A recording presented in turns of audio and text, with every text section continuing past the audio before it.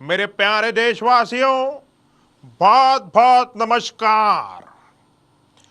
गोवा में एक तरफ से शादी का माहौल है तो दूसरी तरफ से इलेक्शन का सीजन चल रहा है।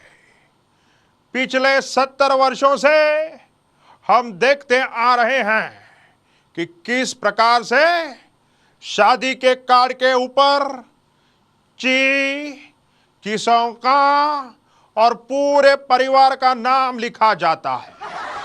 लेकिन ये नाम जान के हम क्या करेंगे भाई?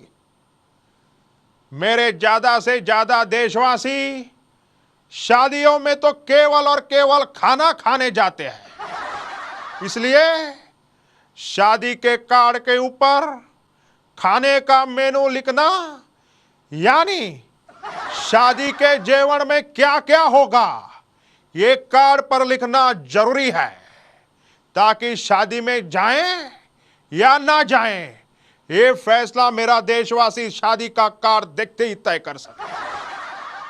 और इसलिए आज के बाद जो भी शादी करेगा उसके शादी के कार्ड के ऊपर खाने का मेनू लिखना जरूरी होगा, और जो भी ऐसा नहीं करेगा उसकी शादी तुरंत रद्द की जाएगी। मित्रों, बाद में यह मत कहना कि मोदी जी ने चेतावनी नहीं दी थी।